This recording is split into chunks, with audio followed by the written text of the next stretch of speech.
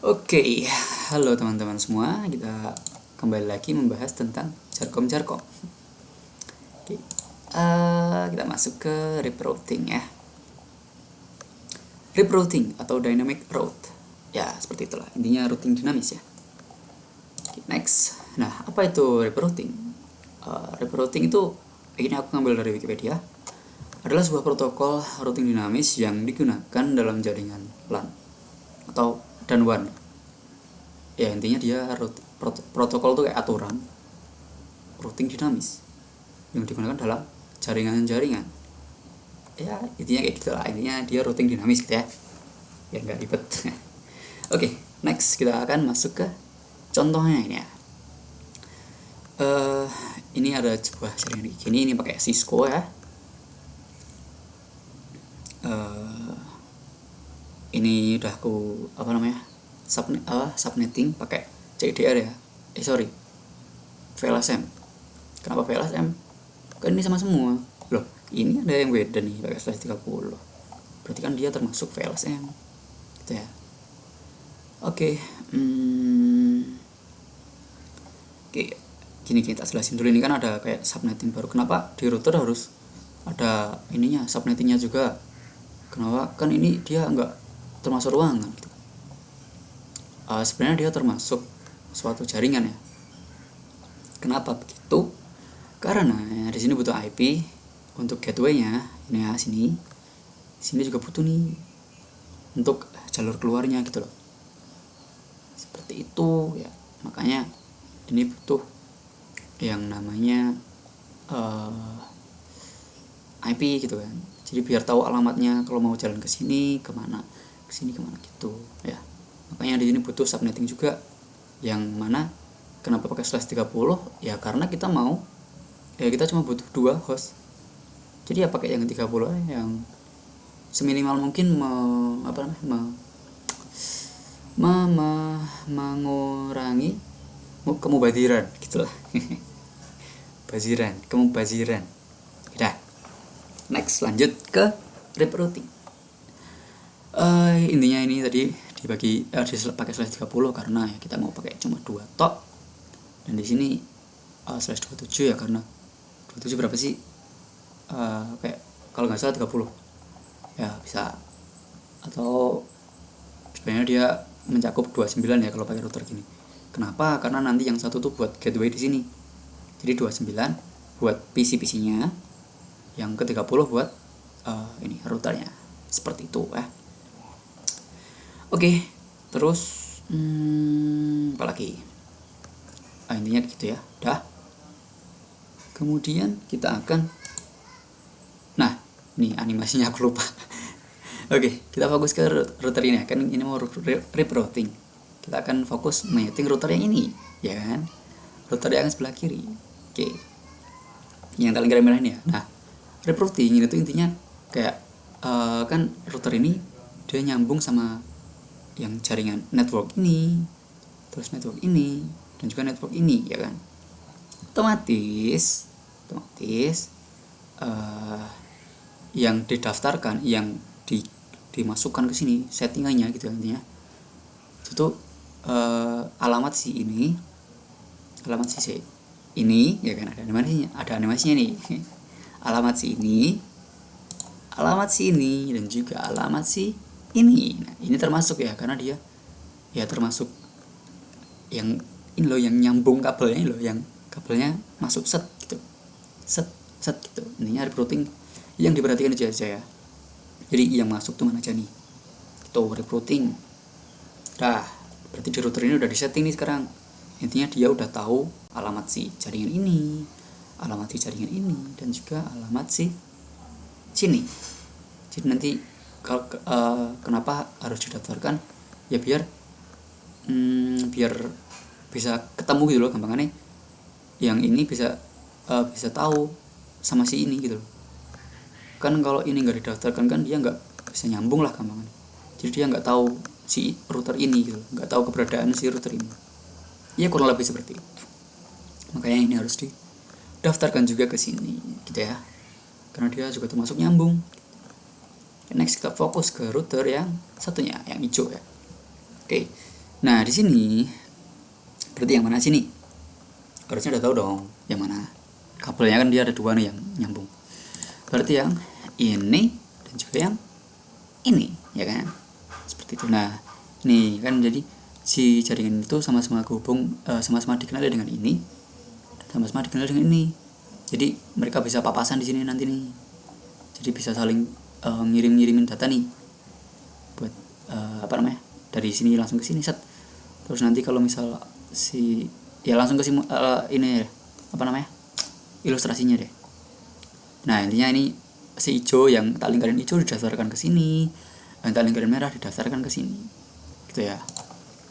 Oke, kita masuk ke ilustrasinya ini ya. Ya sorry kalau gambarnya sederhana banget. Nggak apa, yang penting jalan deh. Oke, yang penting paham. Oke, ini ilustrasinya. Ini merah nih router merah ya, hijau nih router hijau ya, dia bentuknya lingkaran kan routernya ya. Ini jaringannya ini yang kuning, ini untuk yang aqua dan ini untuk yang hijau ya kan. Oke, nah ini ceritanya adalah si kuning pengen ngirim data dari PC ini ke aqua ini ya, ke jaringan yang ada di yang ini aqua nih pokoknya. Nah jadi dia akan menghubungi si routernya lewat routernya jadi routernya deket dulu. Pak, ya ini ibaratnya dia mau ngirim paket gitu. Pak, ini ada paket nih, alamatnya ini 1.32, ini subnet masnya ya, alamat jaringannya ini buat CPC ini. Oh ya sini paketnya tak bantu buat nganterinnya. Jadi si kuning ngasih paketnya ya kan, terus sama bapaknya dibawa ke buat ini nih, buat menyusuri jalan nih. Tapi dia ketemu alamatnya ya, lewat mana ya gitu kan. Nah terus di sini dia papasan nih sama yang merah. Kenapa kok kelihatannya bingung gitu, kata yang merah gitu. Kenapa kok kelihatan bingung? Terus si hijaunya bilang, ini nih ada paket tapi ini loh alamatnya aku nggak nemu di jalurku ya, jalur yang hijau nih aku nggak nemu ya. Kalau di daftar yang alamatmu gimana, ada untuk alamat si aku nggak gitu kan, si hijaunya nanya. Terus yang merah jawab nih, bentar tak cek ya di daftar alamatku ya. Kita ngecek, oh ada ini. Nah ini nih ada nih 32 nih, cocok nih. Ada nih pak, mana tak bantu bawa aja, antar aku aja nggak apa-apa. Oh iya pak, tolong ya. Dikasih dah. Terus ini akan meneruskan ke yang aku ini nah udah kan. Terus dia bakal ngetok pintu. Permisi gitu kan, paket. Sing yang akuanya bilang, oh iya pak, ini atas nama Aqua ya. Oh iya ini pak, dengan saya sendiri gitu. Oh iya ini paketnya ya, silakan. Dah diterima. Dan berarti ini paketnya sudah diterima dengan baik ya. Oh iya pak, udah. Oke, terus dia si routernya munculin status successful yang biasanya kalau di Cisco tuh muncul di bawah pojok kanan bawah sini ya, successful. Terus dia pergi karena tugasnya udah selesai kan, mau ngapain di sini gitu kan. Dia nerusin successfulnya ke niatnya mau kesini nih, biar intinya ngasih tahu si kuning kalau paketnya udah sampai gitu kan. Terus dia, oh pak nih ada balasan untuk laporan suksesnya. Oh iya makasih banget loh pak. Ya sama-sama nggak apa, santai gitu kan. Terus dikasih ke si hijau dan si hijau meneruskan ke si kuning, dan si kuning sekarang udah tahu nih kalau paketnya udah sampai gitu. Nah sebenarnya successful ini kayak kalau kalian ping apa gitu kan ada kayak replying from apa gitu kan. Nah itu tuh reply kan membalas, jadi kayak ini ngirim data ke sini, nah yang ini ada balasan nggak. Nah kalau dalam kasus ini kan balasnya successful nih kan ya, kurang lebih seperti itu untuk gambaran dari routing ya. Jadi kayak cuma ngenalin tok. Oke, kita langsung masuk ke Cisco pakai tracer. Mana Cisco nih. Nah ini aku udah buat case nya kayak tadi ya. Oke, untuk cara buat ininya ya harusnya kalian udah tahu ya, udah paham ya. Intinya ini udah aku subnetting dengan prefix 272727 dan ini 30. Kenapa 30 gitu kan? Kenapa kok beda sendiri? Ya karena ini apa namanya? Slash 30 kan bisa apa namanya? Menampung sih kan? Apa namanya? Menghandle 2 host, ya kan? Berapa sih intinya? Dia tuh intinya dia bisa menghandle lah. Kan ini butuh 2 IP dari ini sama ini antar router ini loh. Nah makanya dia dibikin jaringan juga karena dia butuh buat ini dan ini gitu loh. Intinya seperti itulah. Dan biasanya yang dipakai emang slash 30 gitu ya. Oke, udah. Lanjut, ini aku udah subnetting dia pakai slash 27 semua biar gampang ya. Tapi sebenarnya ini pakainya VLSM. Loh, kan ini sama semua perfectnya. Ya ngepasi aja, kebetulan aja. Kenapa VLSM? Karena ini ada slash 30 nih, berarti kan dia beda kan. Nah kalau aku pakai CIDR, otomatis dia juga ikut slash 27 gitu loh. Seperti itu. Oke. Lanjut, kita akan masuk ke intinya ini udah subnetting tapi belum ku atur IP-nya ya. Oke, untuk IP addressing kalian udah tahu harusnya. Oke, bentar tak atur bentar. 192.168 1.0 berarti 1 subnet masknya adalah berapa? 224 ya, karena itu 27. Kemudian untuk ini gateway-nya ini ya. Gateway. Nah, ini ditaruh yang router ini ya, yang alamat router yang ini. Set. Nah, di sini nanti mau dikasih berapa nih? Kalau aku biasanya pakai last IP. Last IP itu BA dikurangi 1. Aduh, adem banget. Ini aku bikin video pagi-pagi masih dingin banget. Belum sarapan, belum mandi. Apa sih? Oke, gateway 1 gitu kan? Berapa? Broadcast address main 1 berarti 30. Oke. DNS server kosongnya. Udah. Settingnya udah selesai. Oke, ini juga sama ya. Karena di sini berarti dia gateway-nya dulu deh, enggak apa. 8 1 titik berapa? Dia berarti BA-nya 63 kurang 1 62 seperti itu. Fast Ethernet IP address-nya 192.168.1.33. Sudah ya. Sampai masih belum. Dia pakai 224. Sudah. Oke, kita atur IP address dulu deh biar enggak ini. Keduanya kalau yang di sini berarti adalah 192.168.1.64 tambah 32 96 kurang 1 95 itu BA. 95 kurang 1 lagi 94. Ya, seperti itu ya. Seperti itu intinya ya, cara menghitungnya. Oke, 192.168.1.65. Dia pakai 224 juga. Udah. Oke.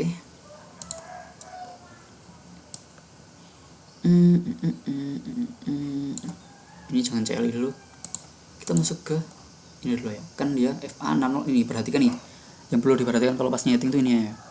FA60. Oh, berarti dia FA60 itu yang connect ke sini, jaringan ini. Nah, ini kan berarti sesuai dengan gateway yang ini. Berarti dia dimasukinnya yang FA60 ini kan. Kita on kan dulu. Tuh, bener kan? Dia menuju ke sini.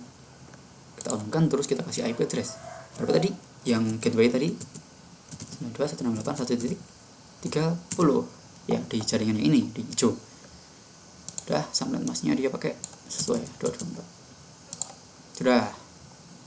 Terus FA10 berarti ini. Kita on kan dulu buat ngecek ya, oh bener, berarti kita benar-benar mau ngisi yang jaringan ini, yang jalur ini gitu kan. IP address-nya berapa tadi? Gateway tadi 192.168.1.62. 62. 224 wis otomatis keren. Sudah. Nah, kita FA 00 berarti yang ini ya. Kita on kan dulu.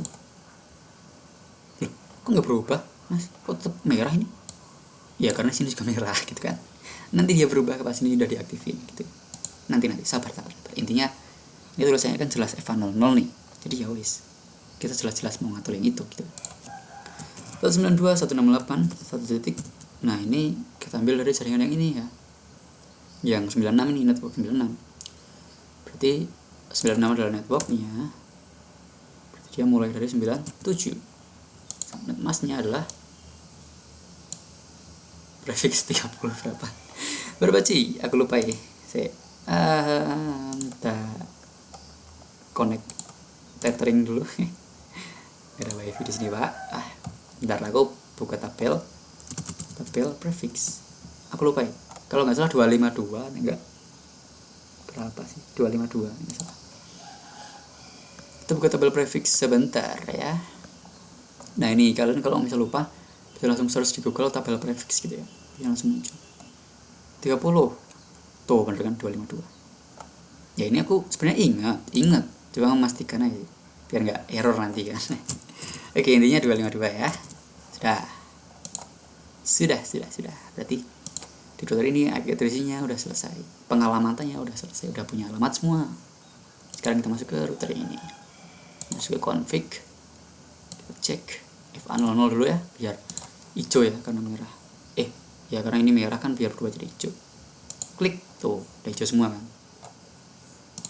Ya, seperti itu. 92, 168, 1.96, 97 udah dipakai sana. Berarti 98. Ini sama ya, 252. Oke, ini berarti FA10 yang ini jalur ke bawah. Kita on kan dulu, tuh hijau. Dia pakai gateway di situ 192, 168, 1 titik. Berapa tadi? 64, 96, 95, 94. Ya kayaknya benar. 94. Ini P224. Sudah. Oke. Sekarang kita akan cek ini tanpa routing ya. Tanpa routing nih, kita cepetin dulu biar hijau semua.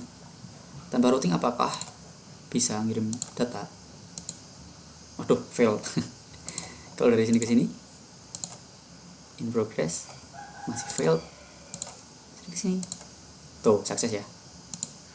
Successful, ya kan? Loh, tanpa routingnya udah bisa. Kenapa harus routing? Ya karena tadi kan dari sini masih gagal. Jadi dia beda router gitu loh. Dari router satu ke sini. Nah, kalau ada dua router kayak gini dia harus ada routingnya. Tapi kalau cuma satu router, itu kalian bisa langsungnya nggak apa-apa. Tuh, yang penting setting gateway-nya udah benar. Terus setting di sininya udah benar semua. Udah successful tuh, ya kan? Dari sini ke sini kan masih fail. Sini ke sini juga masih fail. Tuh, berarti kan tadi di kasus yang di PowerPoint tadi kan aku gambarnya dari kuning ke aqua nih. Tuh, dia berarti masih fail, berarti belum kekirim, belum jalan gitu kan. Oke, kita hapus dulu bentar. Oke, berarti kita akan masuk ke routingnya ini. Ini nih, routing ribnya nih, masuk ke itunya. Apa namanya? Topik utamanya, routing rib.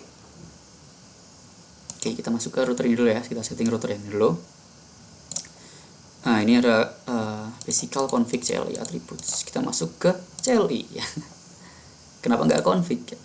Ya karena kalau masuk ke sini dia cuma ini nih yang mau kesampaikan. Ini kan pakai rib routing, ya kan. Nah, kita nanti mau pakai yang versi 2 gitu loh. Kalau lewat sini ya kalian cuma bisa pakai yang rib routing biasa, yang versi 1 lah ya mungkin. Tapi pokoknya nggak ada tulisan versi 2 gitu kan. Nah, aku nyaraninnya pakai yang V2 karena yang V1 kadang ada error gitu loh, karena dia nggak mengenali jaringannya gitu. ada Oke, udah. Berarti kita masuk ke CLI. Nah, ini udah masuk di config router ya. Cara masuk ke sini gimana? Bentar.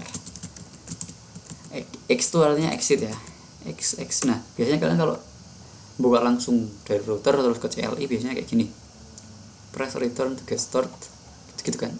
Terus ininya pakai tanda cucuk gitu kan.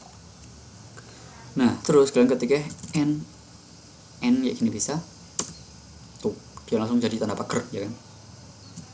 Bentar, X tuh bisa juga, karena aku tadi pakai X ya buat keluar, bisa juga pakai exit tuh, sama ini kayak shortcut lah. X buat manggil exit, N buat enable gini ya, enable, walaupun enable gak harus N sih, Ena juga bisa Ena aduh tolong bentar lagi puasa loh pak.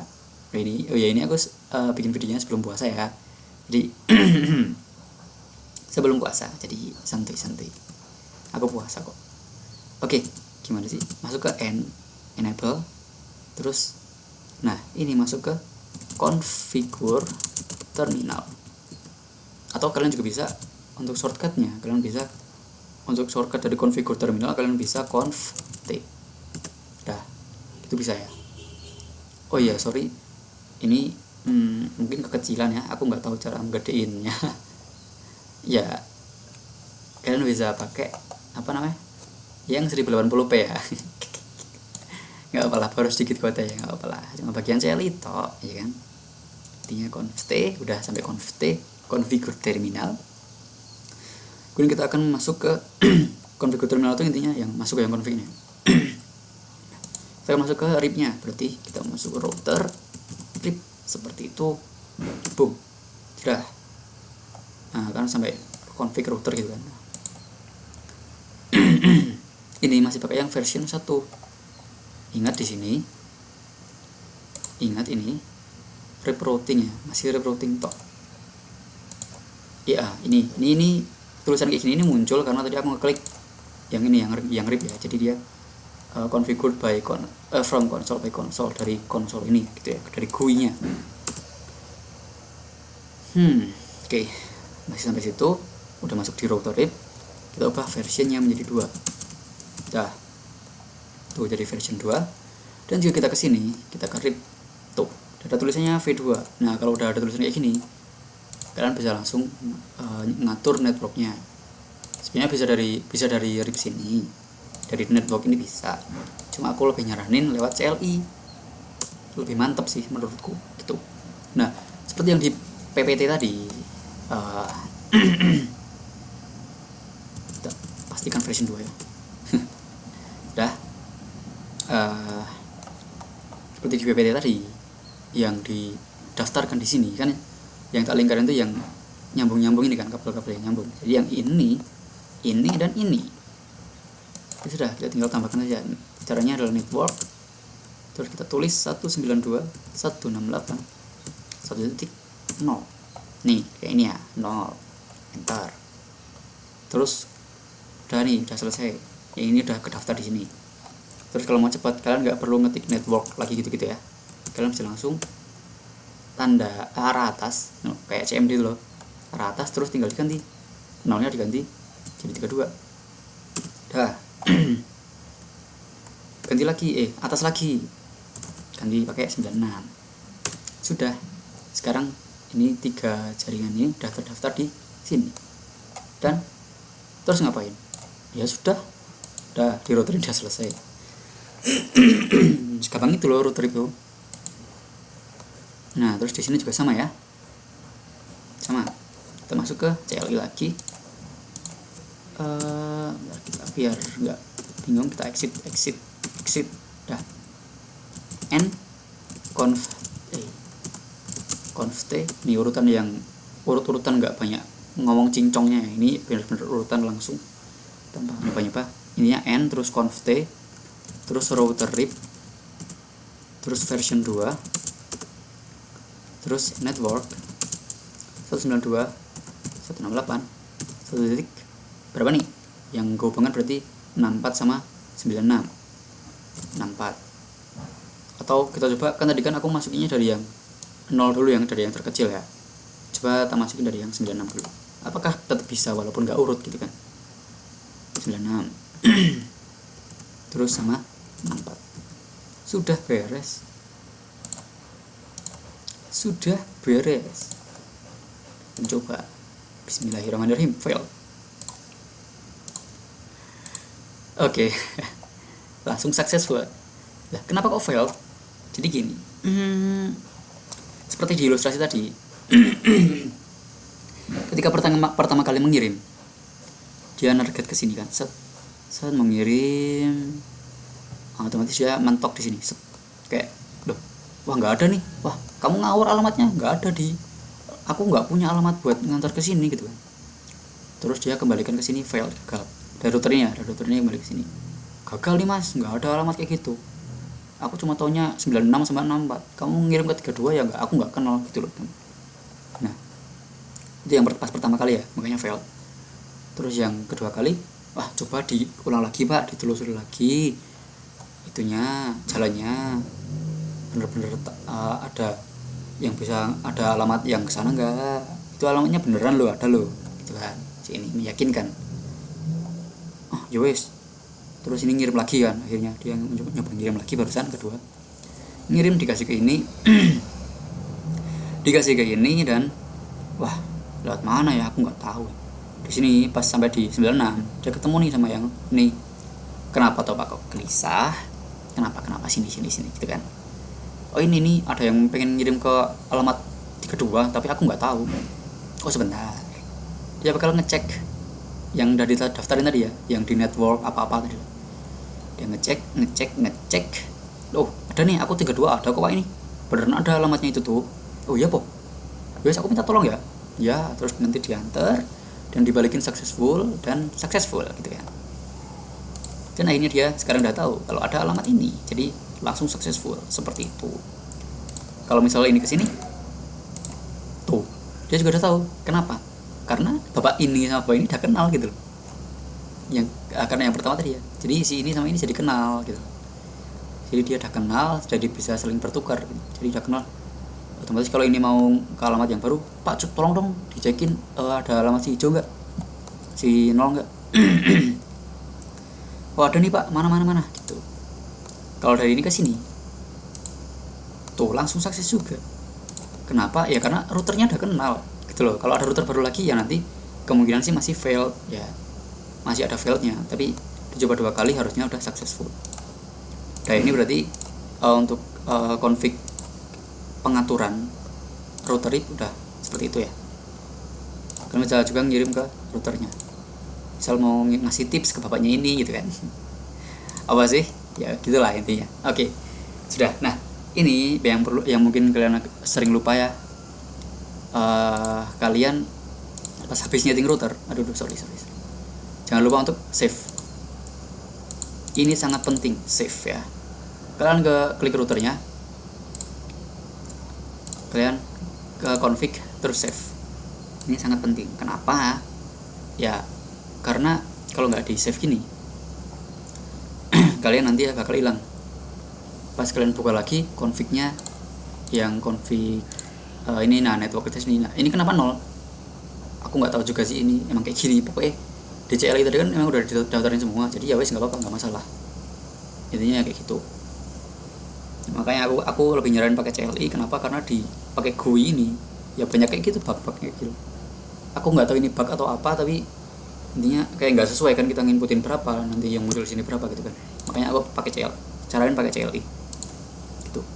Nah kembali ke save tadi, kita harus save. Kenapa? Karena pas kita keluar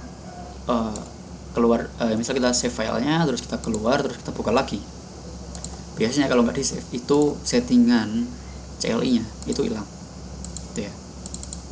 Settingan untuk routing RIP nya tadi itu biasanya hilang. Itu makanya tak saranin buat di save biar lebih aman ya. Ini jangan lupa ya, save gitu ya. Oke, mungkin segitu aja sih dari aku.